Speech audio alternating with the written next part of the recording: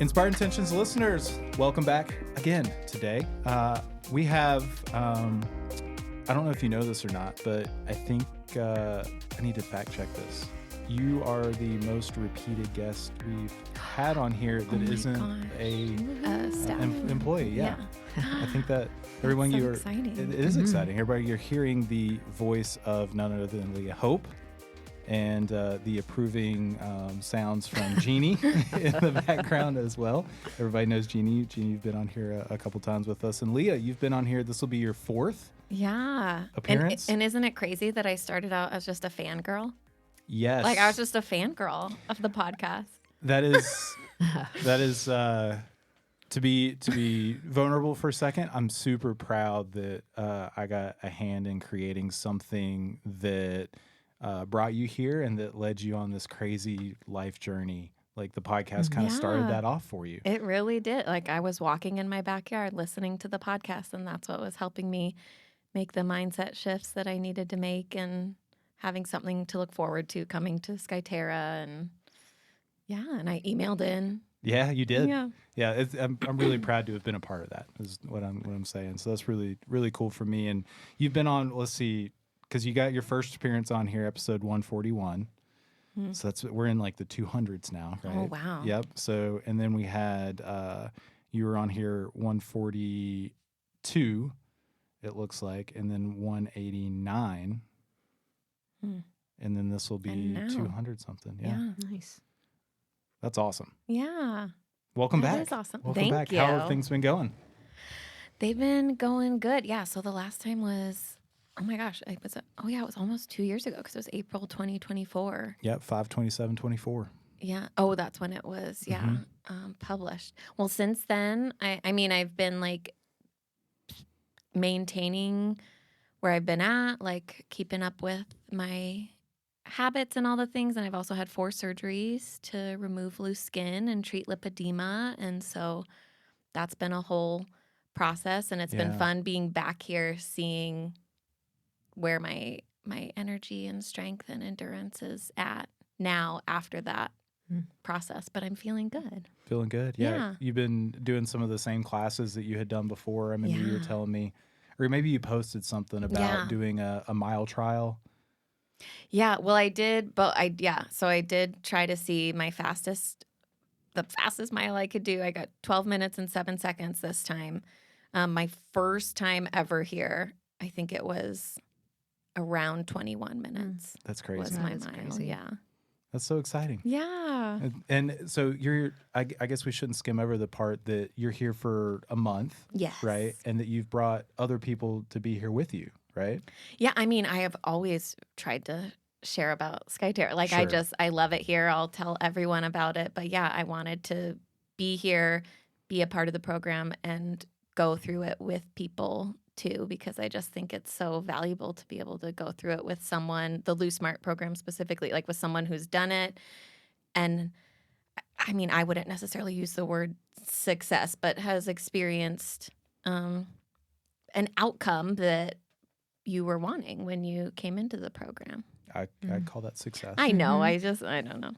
Give yourself some props. Progress. Right? Yes. Progress. Yeah. Yeah. LoseSmart with Leah. It's been really cool to see and talk with the folks that have come here to do and maybe start their journey kind of with you. Yeah. And using you as support. I was talking to a guest like right before we walked down here. That's like, I met this super supportive person online, and I came to North Carolina, and here I am. It's been the best thing. Being here. Never done anything like this before. Yeah. So. Just meeting up with internet strangers. Yeah. So I bet it feels cool to make a difference, you know what I mean? Yeah. From your journey to now.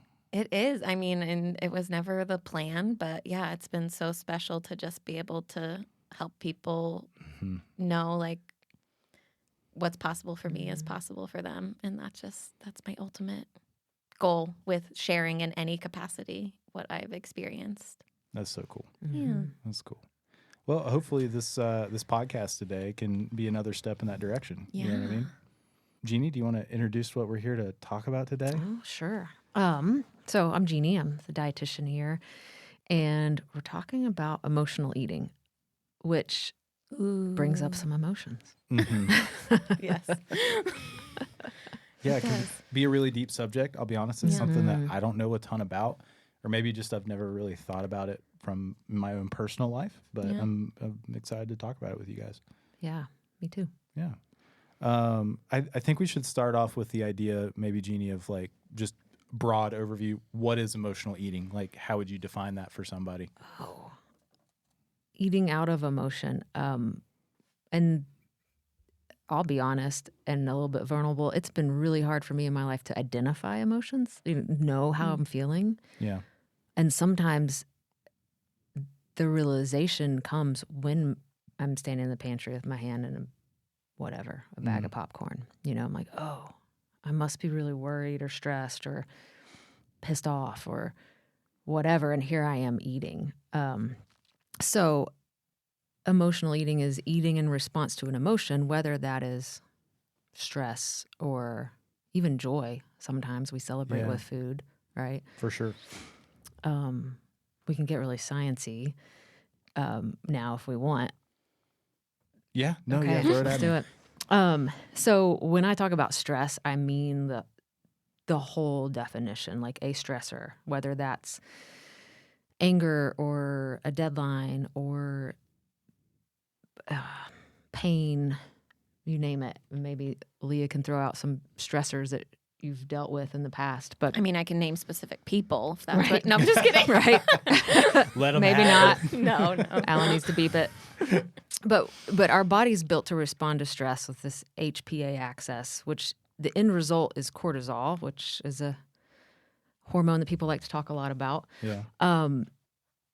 And that drives our fight or flight. Like it puts blood glucose out into the system. It increases our blood pressure. Like it's getting us ready to face this stressor, which is a good thing. Like we need that fuel, that energy. But at the same time, it's triggering our dopamine responses a little bit, which is also a good thing with acute stress because that system is helping us be motivated. It's helping us learn, and it's reinforcing our action. So, like an exam, let's say you have your first big exam in high school, you're stressed out, you're working really hard, and you make a B. Well, you're rewarded. That's reinforced. So the next time you're going to study. But that stressor's over. You took the test. You're done. Well, when chronic stress happens, we have that higher blood sugar. We have higher blood pressure. We have a drive for reward, for reinforcement and learning that often ends up in emotional eating. And usually it's rewarding food. So it's high fat, high sugar. So it's chronic stress leads us to seek out that reward and seek out that food. And by chronic stress, you don't just mean one event. Correct. You mean like a season of life. It could be typically. a season of life, but I think it's also most Americans specifically are in a chronic stress state, whether it's the news or season of life or responsibilities, deadlines, all of that. Yeah. We don't have that. So when it's chronic and it's not going away, the cortisol response has to be higher and it doesn't drop back down. And so it ties to that dopamine response. And you remember it because we're trying to build new wires to learn things. So if I'm super stressed and I go eat a jar of peanut butter, my brain is like, hey, I'm going to be efficient and I'm going to save this. So next time you're super stressed, I'll just send you the peanut butter. You don't even have to think about it. I got you. That's what your brain's doing. The reason I love talking about this is it takes off guilt and shame. Like I hope that's what listeners hear is like, oh, it's not, I'm weak. I don't have any willpower. Why do I keep doing this? It's no, this is how your brain systems work. This is the stress response in action. It's gonna happen. Yeah. To everyone. Right. And I think most people emotionally eat at some point, but it might not be eating. It might be drugs, alcohol, sleep, shopping, another response like that. Gotcha. I found it interesting. I think you just said it, but is there like a certain, you said fats and sugars. Is that what? Yeah, like highly that's palatable. It's a hard word to say. Palatable foods. That's like the thing we go for Because most it of the gives time. you that hit. It like answers that dopamine need faster. Broccoli can taste great. I know. Can you imagine someone like But- crying and being like, just give me a bowl of broccoli, please? I know. I need the sprouts. Or that trend where people were eating bags of spinach, I didn't like see popcorn. that. Oh my gosh. Yeah, Really it's not going to do it.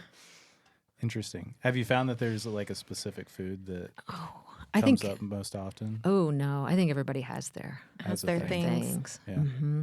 interesting. Mine is candy. Candy. Just candy. Chocolate or like candy. It doesn't matter. Like I go through phases. Like I get hyper fixated on one specific candy, and then I'd have it regularly for months, and then I'd move on to the next, and then all different like Yeah. weird things from chocolate bars to like gobstoppers and just Yeah. like random. Yeah, I don't know. Gobstoppers? Yeah. that's a funny. Wait, Is you that- know, What is? they're like kind of like mini jawbreakers. Oh, okay. Yeah. But all the things, hot tamales. I don't even like spicy stuff, but like that, I was fixated on it for a while. It's interesting. And I guess that leads me to kind of another question. I'll start with Leah here.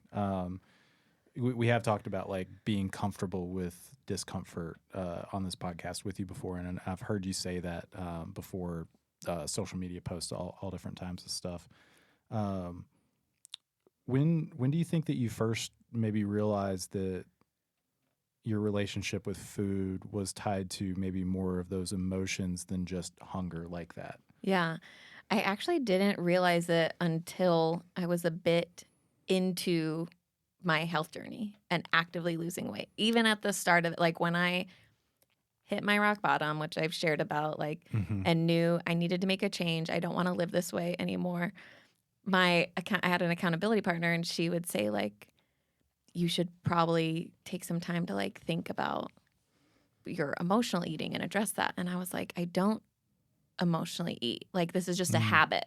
That's truly how I saw it. And I was like, I didn't see myself eating a certain way because I felt a certain emotion. Honestly, I just kind of, I was just like living on autopilot. Like, it just felt like this is what I do. I wake up and I go to Starbucks and I get this muffin and this venti caramel macchiato, and then I decide which fast food I'm going to next. And then I stop at a drugstore and I pick up this candy bar and this thing. Like, it didn't feel like I was doing those things because I felt a certain way. It just felt like I was doing those things because that's what I had been doing for so long. Which I think it could be both, because the habit development too of like, well, this is on repeat. Like, I get up, I pee, I brush my teeth. I get up, I pee, I brush my teeth. I don't think when I get up, Right. I need to pee. I don't think. Yeah. It wasn't like a built- premeditated Correct. But thing you've at all. built that wire in your brain. And because our brain likes to be efficient, it's that thing that's going to, you don't have to think about it. I got it. Yeah. Yeah.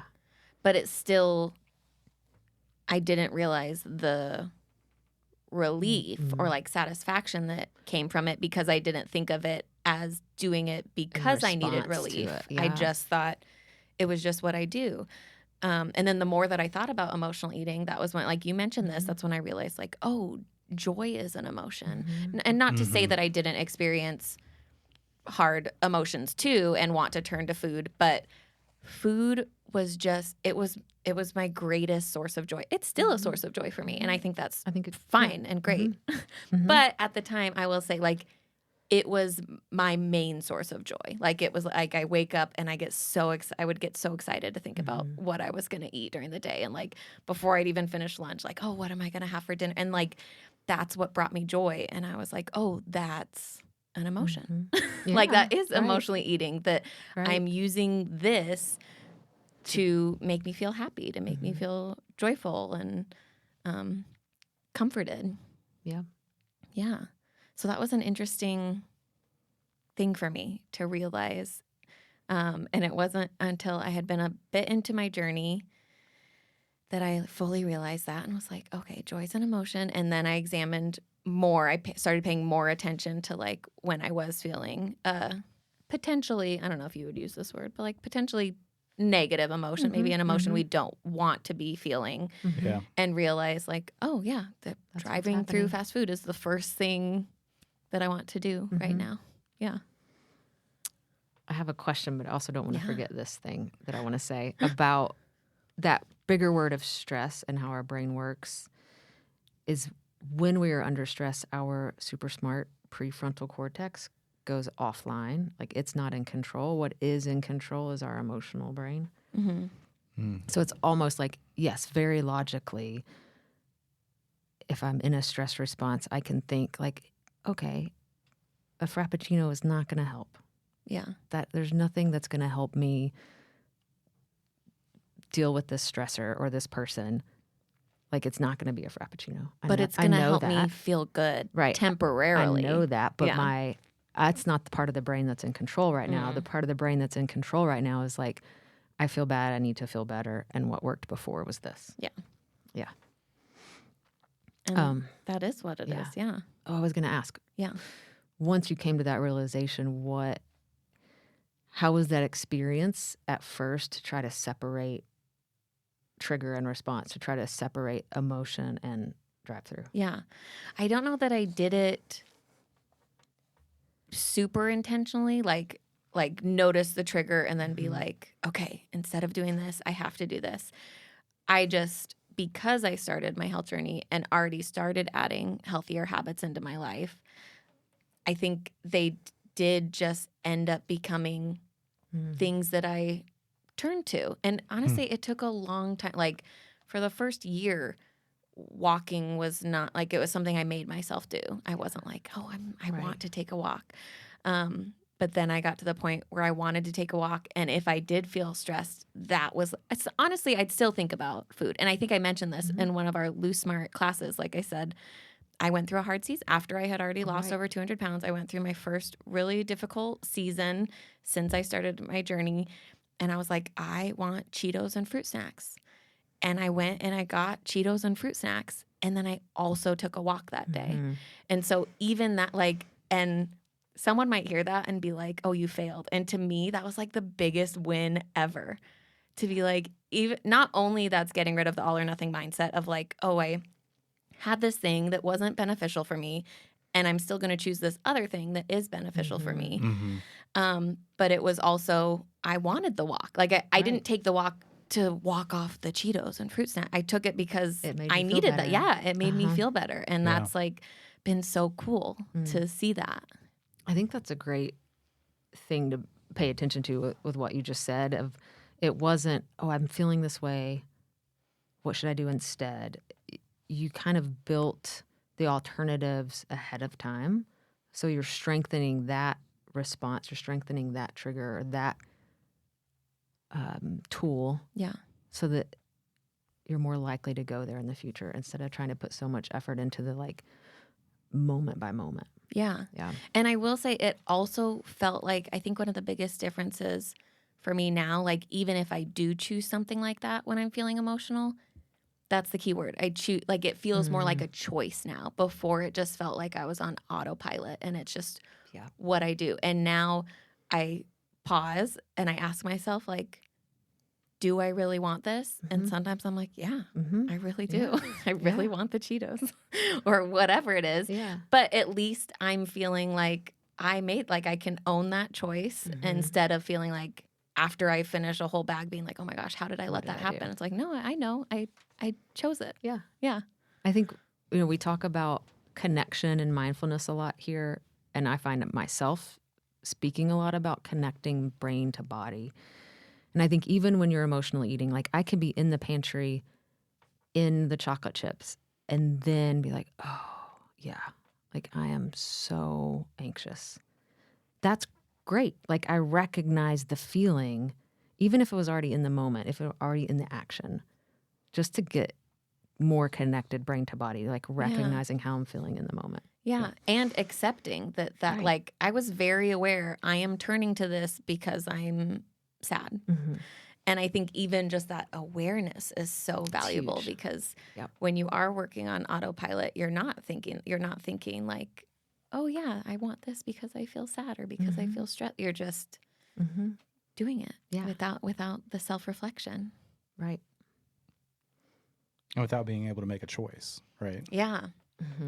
And I think that's That's a huge thing with people who struggle with emotional eating, is feeling out of control. And so I think that's really what you can teach yourself is that you don't have to feel out of control just because you make a decision that you didn't plan to make or that wasn't beneficial for you. Like, you can do that mindfully. And because I think it's the out of control feeling that then keeps the cycle going, because then you feel guilty And you feel or guilty, which is a ashamed, stressor, and so which then is- yep. you're more stressed and you do it again. But if you can look at it and be like, no, like, I was in control, this is what I decided, and now I can move on rather than stay in that cycle. And actually recognize and process that feeling. Yeah. Yeah. One thing we talk about often at Skyterra is that transformation doesn't end when your stay does. And it doesn't have to fade when life gets busy. That's why we created the Skyterra at Home app, a personalized wellness app designed to help you stay connected, supported, and consistent longer after you leave campus. Skyterra at Home brings our holistic approach to wellness right into your home. Inside the app, you'll find expert coaching, fitness, nutrition, mindfulness, lifestyle, habits, all designed to help you maintain momentum in a way that feels realistic and sustainable. You'll have access to tailored workouts created by the same team who supports our guests, nutritional guidance and recipes from our registered dietitian and culinary staff, and easy-to-use tools to help you set goals, track progress without pressure. And just as important as the content is the connection. Skyterra at Home allows you to engage with coaches and like-minded community, sharing wins, asking questions, and staying inspired every step of the way. Just to let you understand that a little bit, you have access to a Skyterra staff member anytime you would like through the app. It's pretty cool. Whether you're continuing your progress made at the retreat or deepening your wellness journey over time, Skyterra at Home ensures you're never doing it alone. If you're ready to bring Skyterra into your everyday life, you can find Skyterra at Home in the App Store or visit skyterrawellness.com/at-home. Jeannie, would you say that most people need to take a step back and do a little self-reflecting and think about if or when they emotionally eat? Yes. And the if is what made me hesitate, because Okay. it's hard for me to believe that anyone never emotionally eats.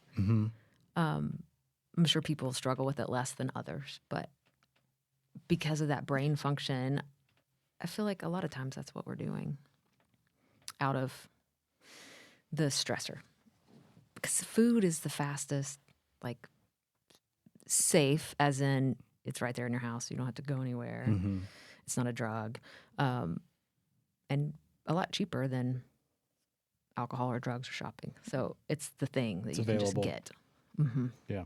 It's always there for you. Like, that's how I saw it. Like, Yeah. food is always there for me. Like, it is exactly what I want it to be every time. But I think just that first step is just recognizing, oh, I am emotionally eating, and this is the emotion I feel. If that's a huge win if we start to recognize that. Just kind of take a pause and yeah. Would you say that if someone finds comfort from food, is that emotional eating? I think it's probably something we can put on a scale, Yeah. Like, sometimes it's super comfortable to sit on the couch and watch a movie and eat popcorn. Is that emotional eating? Like, if they No, get but an experience afterwards, like if they're like, oh, okay, like this is a relief to enjoy this food, but didn't necessarily have the emotion before. oh, yeah. That's a hard question. Yeah. I just thought Something to that. think about. Right. I wonder if that, It might be just that Counts. more personal awareness. Like, this is kind of getting into a different topic, but when we talk about binge eating disorder, it's people feel out of control and then also surprised at what they consumed. And so I think that has an element of emotional eating. Like, if I'm disconnected from prefrontal cortex, disconnected from what I'm really feeling, and I'm just eating to not feel. Yeah. anymore. And then you look back and see the empty bags and are like, oh, crap. Mm-hmm. And then here we start again with like shame, guilt. Yeah. Yeah. So I think that's why the first thing of just noticing without, as much as you can without judgment, is huge. Because, and again, I'm not a therapist and I struggle with like my own, how do you feel? Like, I don't know. But I think just recognizing our feelings and recognizing they're temporary and just being in them and letting them fade is helpful, but hard. Yeah. Because no one wants to feel sad for, Right. you know, but it's telling you something. Right. Yes. And if we're just eating past it, you're not going to learn about yourself or maybe your relationship that needs to change or Yeah. an environment that might need to change. Anything that we turn to cope with something is giving us information. Mm-hmm. Yeah. Do you see that in other people? Because you guys do the huddles and the community groups with the LoseSmart program, that kind of thing. And I'm sure that you had conversations like this with other folks. Has that helped you reflect at all? Do you see that in other folks as well? I do think it's interesting. I feel like everyone has a different version of it. Like you said, you were saying it's not necessarily the same for everyone. Because it's interesting. You also brought up like feeling numb or like numbing out. Mm-hmm. So you might not think of that as emotional eating because you're like, but I'm feeling nothing. Yeah, you're just trying to feel Yeah. nothing. So I do think some people cope in that way and maybe tell themselves they're not emotionally eating. They just it's just mindless. They don't feel anything. I think one of the benefits of LoseSmart and being in an environment like Skyterra is you can kind of relax a little bit because food is provided. It has already been thought out. It is already going to be enough and it's going to taste good. And so even if I put myself here, like eating breakfast, lunch, dinner that are the same size, I don't do that at home. Yeah. But when you do it here, it's like, oh, I am full. Like, I don't want this snack. Or even after dinner, it's 9 p.m. A lot of people are nighttime snackers. But I've had so many guests tell me they don't even think about it when they're here. And I think it's because you have a good breakfast, you have a good lunch, you have a good dinner, you are nourished. So you're not looking for that hit or that little. And they're in a lower stress environment, most likely. And there's that, yeah. And I think enjoying food in community makes such a difference. Like it's such a different experience with food as opposed to just eating it by yourself alone somewhere. And so I think that's a huge advantage to being here. And with it all taken care of, I think then you notice, like, if it's numbing out, if it's an automated response, sometimes you don't even notice that you always get a snack at 3:00. And then you're here and you're like, oh, I usually am snacking. I haven't even thought about it. Like, I think it gives you that environment and that space to actually see what's possible in how you might diet and what your habits are and even recognize what your habits are. What do the community meals look like here for somebody that doesn't know, especially in the LoseSmart program, because I know that's a little different?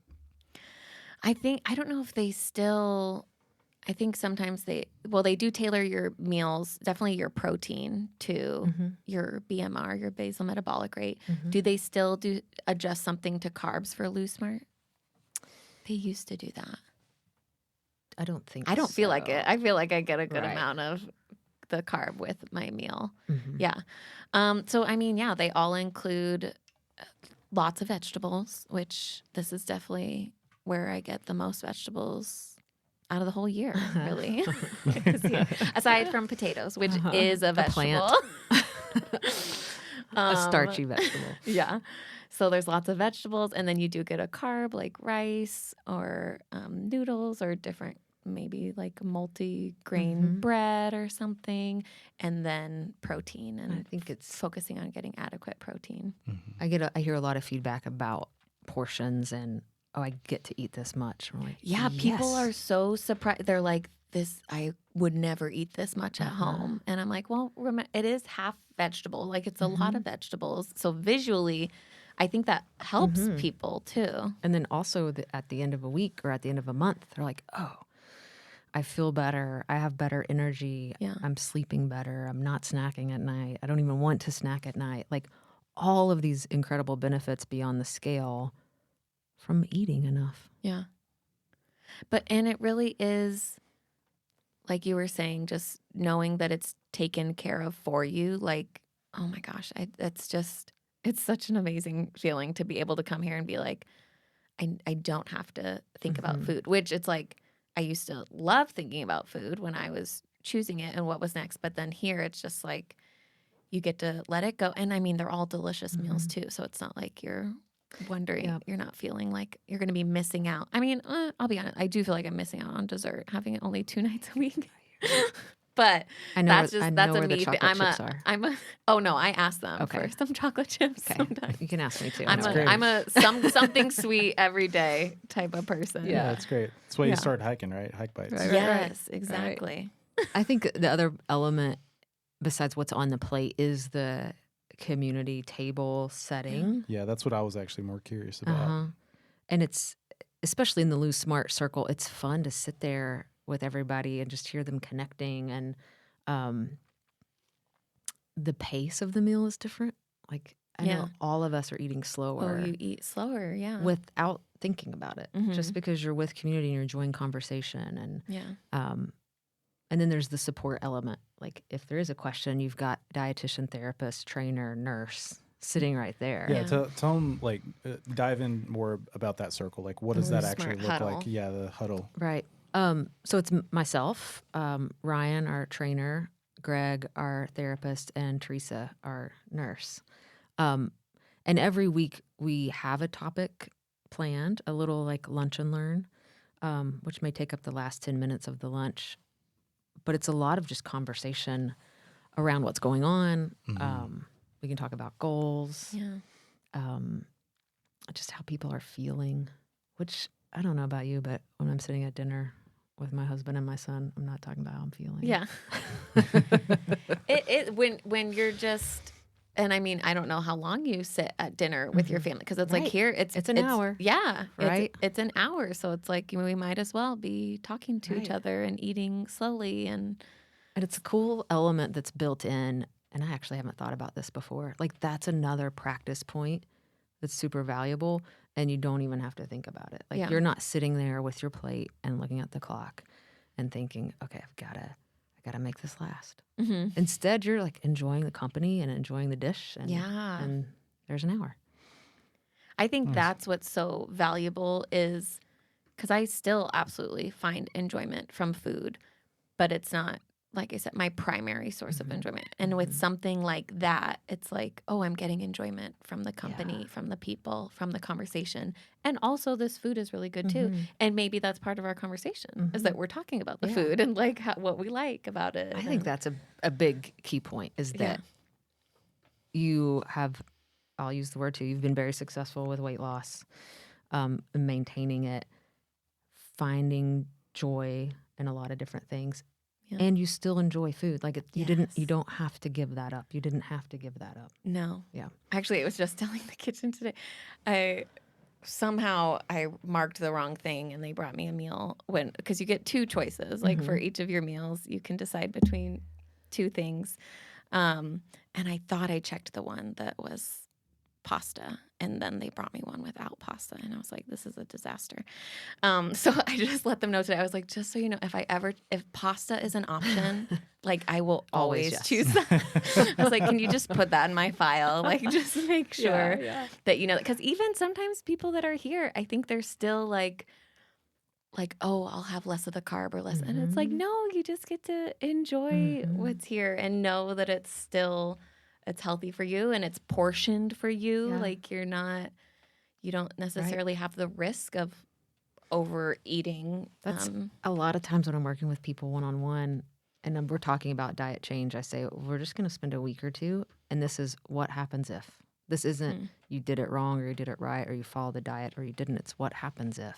So I feel like while you're here, hey, what happens if I eat these meals the way they give them to me? Yeah. What happens if I choose this pasta? Like, oh, you feel good Right. and you have energy and you did the workout great. And Yeah. yeah. That is great. Jeannie, I got a question for you. Do you ever, when you're working with people, see that there's like a specific kind of light bulb, aha kind of moment around emotional eating? And Leah, you can chime in too. Maybe you've seen this with somebody or maybe in yourself, but like a consistent theme or something. Oh, that's a hard question. Yeah. Well, I loved in the class we were in recently with you, and I do want to talk about coping mechanisms and potentially finding other valuable coping mechanisms. But I loved that you said, like, emotional eating is okay right. sometimes. Yeah. Yeah. I think we all emotionally, I think maybe the aha, like I started off talking with the science. I love sharing that because it's like, oh, it's not your fault. Like it is not a weakness. It is not a you did bad, you're guilty. It's the way your brain dealt with a stress and a chronic stress. I think that's what I want to be the aha for people. I got you. Because of that cycle. Like, oh, if I have obesity and I have a like crazy workload and I'm stress eating, and then I'm like, oh my gosh, I can't believe I did that. I'm the worst. I need to lose weight. Well, guess what? I'm still at a high stress level and I'm just going to continue the process. Not even the eating, like high stress, cortisol, insulin resistance, like leads to weight gain. It leads to fat deposition. So anything I can do to like take off the stress of eating right. It makes a lot of I want sense. to do it. Yeah. Yeah. I think that I talk about this in LoseSmart and in classes here is if we can change the goal from nutrition to nourishment, that's what I look for. Like I say that and I see people like, oh, okay. Like that feels better. That I can do. That is personal. And this might not be what you mean, but I hear that and I think, will this nourish my heart today? Yeah. Like, is Right, this going right. to provide me something where I'm like, okay, like that nourished my heart or Yeah. my mind in some Right. way even? Because we might look at a dessert or something and be like, oh, this isn't nourishing for me. But if you think of it as like, no, this actually feels like what Were we talking last week or so about like, you have a cookie and it's like, this is so good. Yeah. I'm eating this cookie. And then there are times when you have a cookie and you're like, this eh. is not good. Yeah. Well, if you are nourishing your heart, the not good cookie, you're not going to eat. Right. But when we are disconnected and on autopilot, when you eat that Chips Ahoy and doesn't even register and it's not good, you know? Yeah. But And you go to the bakery and you get the chocolate chip cookie Yes. that is the right soft and the right. Enjoy that thing. Yeah. And I do think once you start being mindful in that way, then you do go to the other option and you're like, oh, this is not bringing me the joy or satisfaction that it used to. Or maybe it didn't even used to bring that to you. It was just habit. It just. And if you're asking that question, the answer is not always going to be that cookie. Sometimes what is the most nourishing thing for me right now is like, man, broccoli's always my example. Like roasted broccoli and shrimp sounds delicious, and that would feel really good right now. Yeah. Or I'm going on a hike, and a hike bite is what I need. Yeah. And that kind of sounds crazy to say that I could get to a point where I'm like, yeah, broccoli and shrimp sounds like, but you Maybe really with a little can- pasta. No, but you can get there. Like that's, I never, like protein did not even cross my mind before I started my health journey. I never was like, does this meal have protein? I just literally didn't think about it. And then now I don't just think about it because I know about it. It's like my body is asking for it because I got in the habit of prioritizing protein. And connected. Yeah. Yeah. Yes, getting connected with your body. I do want to say something about that. So like as far as nourishing, thinking like, is this nourishing for me outside of just nutrition wise? I do think that you can get to the point where switching eating with a different coping mechanism then does feel nourishing. Again, like to your heart, to your soul, your mind. And so I have a fun story about that I want to share. Okay, so the first and only time that I ever brought attention to my weight. Like I never talked about my weight, even with friends or family. Like I just pretended like it didn't exist. I had a situation, I'm a photographer. I had a situation at a photo shoot and a man there was making fun of my size. And so I decided to share about that on my photography Instagram when this was before I started my health journey. Like I just made a post about how like, oh, my size doesn't have to do with my ability as a photographer. And I was so scared. I don't know why I even shared that. I don't know why I did, because I was so terrified to post that and share that and bring attention to the one thing that I tried to hide my whole life. But I shared it. And right after I posted it, I went to a restaurant and I got bacon and sausage and hash browns and eggs. And I just like ate it and was like, okay. Like I just felt relief after sharing that and having that comfort food, that meal. And then after I had started my health journey, about a year into it was when I decided to start sharing online. And that was terrifying for me. Again, calling attention to the thing that I tried to hide, didn't want to talk about, and truly taking the most vulnerable part of me and just putting it front and center online for strangers, for people I knew. So when I made that first post on what is now like my Instagram account, I was, again, the same feeling, so scared, feeling so raw and vulnerable. And I went on the longest hike that I had ever been on. And that's like genuinely what I wanted to do. That felt like, this is scary. I don't want to look at the comments. I don't want to look at what's happening. What can I do? I'm going to go hike. And that was just like such a cool thing for me to realize. That was awesome. Wow, before I turned towards food, and that felt like the most comforting thing. And this time I actually wanted to hike, and that felt like the biggest stress relief for me. And so I do think it's possible to swap it. Like, it sounds so silly to say, oh, just switch it with something. I get it. That's so annoying to have someone say that, like, oh, just don't eat, take a walk. That's like, that's annoying. It should never sound like a perfect one-to-one. Yeah, totally. Like, but you can get there. And I think if you're really honest with that question, what's the most nourishing thing for me right now? Yeah. Sometimes it will be like, I just need a walk. Yeah. I need to lay down. I need a nap. I need some chocolate chips. I need some broccoli. Like, so. Yes. Yeah. And I think for me, asking myself, like, what will my future self be thankful I chose has been a great question. Because sometimes I'm like, yeah, my future self is cool with me choosing a cookie. Yeah. Like, she's cool with that. Yeah. And then sometimes I'm like, no, my future self knows it would have been better to take a walk for me for multiple reasons. For sure. Yeah. Yeah. Okay, but I will say I am curious, Alan, do you emotionally eat? I mean, Jeannie would say, yes, you do. But do you On some level. feel like you do? sure. I say that in that I've never thought about it. That's interesting. Never have. Again, like when we started this, this is not a subject expert on this at all. Learned a lot just listening to you guys chat about your experiences and working with people. And when you asked me that, Jeannie, or you said, that I forget how exactly you put it earlier, but the if, right? Oh, right. It's not, it shouldn't be if, Yeah. yeah, I guess I do or have.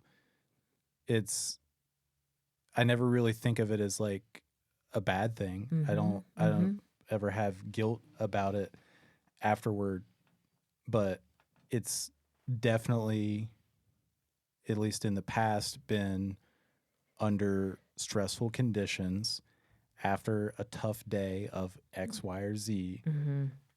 I can even think of the thing that it is that I go for. Yeah. And I've never thought about that before. What is it?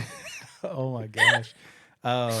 If you were to ask my fiance this, I bet she could answer it too. Yeah. Their French onion dip. Ooh, yeah. oh my gosh. I'll tell you what. Yes. Yeah. But like with Easy. potato chips, you're just No, spoonfulling it. no spoons Please don't. needed. No spoons needed. Oh yeah, that's a Yeah. good one. That's a good one. It's just funny. I just never thought about it before. Mhm. Yeah. You know, I mean, and you can't identify it. turn down hike bites, which is wild. Is that insane to you? It is, They are yeah. good. But I get it. If you have the option like every day. Yeah, for sure. Some days I'm feeling it, and some days Yeah. I'm not. You know what I mean? For sure. I think that's a key of nutrition and eating in a weight loss journey too. Is like every day is not going to be the same. Yeah. Like you could set up a diet plan, but every day doesn't have to be the same. And if you're more hungry one day than the next, that's worth looking into. Like, oh, did I work out more? Did I sleep poorly? It's not a like, oh my gosh, I shouldn't be hungry. Yeah. You have to be adaptable. I think so many people think of like, oh, if I'm going to change my life, I need to stick to this routine. But no, actually, you need to be flexible and adaptable flexibility. if you want to change your life long term. For sure. Absolutely. Leah, anything that you're taking away from this LoseSmart stay? Anything new that think you want to share with folks? Honestly, well, I already said it. Like that, I think that was really cool in the class that we were in when you were like, it's okay to emotionally eat. And I'm over here thinking like, okay, what can we swap eating with? And then it's just like, I don't know. And I think part of me already knew that. Right. Like I understand. Again, it's a matter of feeling attention. in control or out of control when you do turn to food for comfort. But I just think that's so valuable for people to know and hear so that they're not feeling guilty and then turning back towards food and then feeling guilty again. And then it just keeps going. Yep. Yeah. It does. Jeannie, any advice for anybody out there that may be thinking deeper on this subject now after listening to this? As you think deeper and evaluate yourself, do so with kindness. Mm-hmm. And that experiment mindset, I think, is key. Yeah. Have patience with yourself. Take off that guilt and just say, what happens if? It's great advice. I think it's great real world advice. Great place to start. Anything else you guys want to add? I mean, you guys did such a good job. I actually, do we have time? Yeah, of Okay. course. Well, I want you to say something else about the willpower thing, because in my mind, there is still part of me that does feel like it's a matter of willpower, and like the stronger my mind gets, the better I can get at. So I think not turning. I'm thinking of food. two things. Like the willpower thing is when we are in a negative emotional state, which is a stressor. Your willpower, which is in your smart brain, in your prefrontal cortex, analytical, think smart, planning brain, isn't the one that's in control. Because you probably have willpower, like you clean your house and you get stuff done and you can do the things you want to do, which takes willpower. But when you are in a high stress emotional state, willpower is not there. So it's like not you that you lack have it, but you're maybe not It's just capable of choosing accessing it. Right. Yeah. Right. Like the emotional response is what's in control. The other thing is, someone explained this to me once, and I think it's a great picture, is if you think about like a cow pasture and you can see the little trail of like, this is the way the cows go to the barn. And they go this way all the time, and there's this little trail in the hill, and that's the way they go every day, however many times a day. And that's kind of how our brain works with like your habit and your repetition. So it takes a lot, going backwards here, of willpower to get off of that trail and build a new one. Right. So instead of trying to like grit your teeth and muscle through it, you can think about repetition. Like, okay, I'm trying to not go to the drive-thru this morning, or every morning. So I need to build up the habit of making coffee at home. Yeah. And keep doing that to like, oh, this is my routine. This is my morning. This is that I've built a new pathway in the brain to follow. Yeah. And we could go far with this. I think in doing so, you want to add a little ritual and enjoyment to it. Yeah. Yeah. you have to if you want to, if you want it, any change to be sustainable. Yeah. Yeah, willpower. Like you can't willpower your way through all the things, but you can build habits that will create automations that you want. Yeah, that's good. Can make a big difference. Yeah. Well, guys, that was great. I know that there will most likely be some questions that come up. Listeners, if you have any of those, let us know. You know where to get a hold of us, inspiredintentions@skyterrawellness.com. I can get any questions to Jeannie. Be happy to answer stuff like that on here. Same thing, Leah. I know how to get a hold of you. Yeah. And we can get any questions that you have for Leah as well.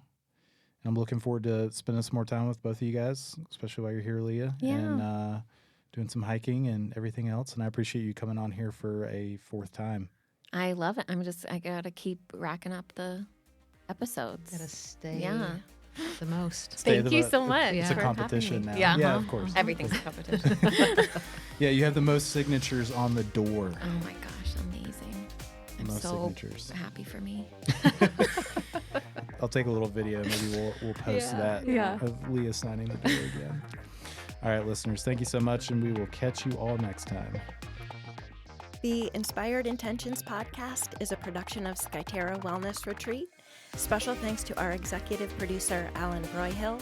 Send us your questions and comments to inspiredintentions@skyterrawellness.com. Subscribe on iTunes and everywhere podcasts can be found.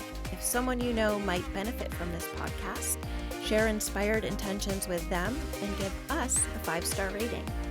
Join us next week as we cut through the unrealistic noise on diets and fitness and show you how healthy living fits seamlessly into your already busy life.